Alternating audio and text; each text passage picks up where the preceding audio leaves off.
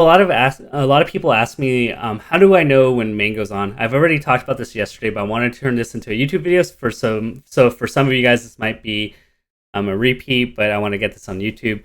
So a lot of people meme and they go like, if Mango is trying or playing really hard or try harding, then he's like unstoppable.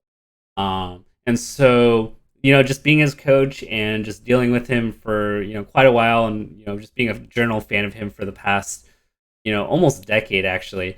Um, if you aren't too familiar with like how Mango plays, or you want a little bit of insight to know when like Mango is playing well and when he's not playing well, so here's some tidbits. So first off, I always look at tech skill. I always make sure.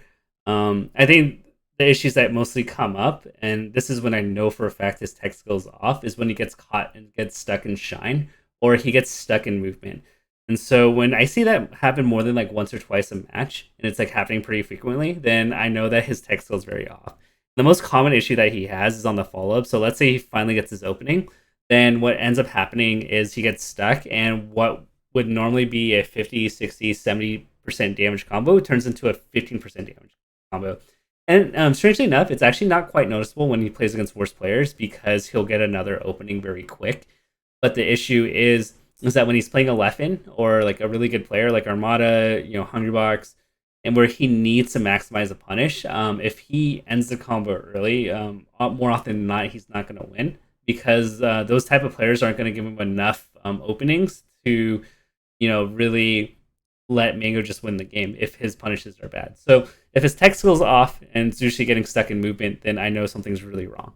And in those kind of cases, unless Leffen or Armada or Zane or whoever are playing bad, then I know that he's not winning the set. So that's the big thing. Another big thing I noticed is just the mindset, and I think one of the craziest things about Melee that people don't pay attention to is like the mix-up. So when you play Melee and you're not too familiar with the game, you just think of just going in at the first available frame. And with Mango, like historically speaking, he's able to move really fast. And in the past, against most players and against the field, that level of pressure and speed just overwhelmed his opponents. In 2018, 2019, and even 2017 and 2016 Melee, 2016 more so the really top players, but 2017 to 2019, it's trickled down to like the top 20 to top 30 players. They actually know how to deal with raw speed. So what used to be kind of an ace in the hole for Mango was just to play faster. Players are more well equipped to know that if Mango's going in as fast as he can, they know how to wall out Mango and hit him and punish him really hard. So this issue comes up a lot when Mango loses stock early and he gets impatient. What tends to happen is he'll get gimped early, whether it's a shine spike or just an early death, and then he immediately comes back and tries to hit his opponent as much as he can, and his only tempo is to go in right away. Now, against bad players, that works. Against good players, it's just a recipe for disaster. And the reason why this is the case is because if your opponent knows your tempo or your speed at which you want to go in, and there's no nuance to it, then they're just going to keep hitting you. And you see this especially a lot when Mango plays Hungrybox. Hungrybox eventually makes Mango's patience bar go to 0, and as a result, what happens is Mango just goes in over and over and over again, and Hungrybox just hits, and then the game just blows open. So when I know Mango's playing well, usually there's going to be a lot of nuance and timing. It's not just a matter of just playing more defensive, just throwing out lasers. It's also a matter of waiting it out, using a pausing just for a bit and adding different mix-up timings to just throw out his opponent. When you see Mango only going on the same gear, that's when the big issues come, especially against the top 10 players. The other part I really see is when Mango's playing well is everything has a lot of nuance to it. Like there's like an extra layer of like thought to his approaches. So whether it's being really well thought in overshooting versus undershooting, whether it's pausing, whether it's throwing a late aerial versus an early aerial, whether it's doing a slightly different move choice that is unconventional but works. All those things come into play when Mango is playing well. And I'm not saying that Mango can play well on command. They're like that's part of the mental game, and often what happens is you're tired, you get lazy, and sometimes you just can't turn on that gear. So what I don't want to present here is that Mango can just turn it on just like that, especially with the mix-up game. It does take a little bit of time. The other factor I really noticed when Mango's playing well is he doesn't really give that many freebies, and sometimes he side beat a little bit early, but there was some intentionality to that. He just messed up execution. But when Mango adds like an extra layer of difficulty on his recoveries and makes it just a little bit harder to kill him, um, those little things add up, especially in today's melee. Like dying just a little bit later and getting a 20 to 30% extra, and this is what Mango calls extra credit, just adds up so much over time. Like if in 2 to 3 games it's dictated by 1 or 2 hits, you can trace back to like if Mango lives a little bit longer and he gets to um, really, just add on to his lead or catch up if he's falling behind. So that's like one of the big things.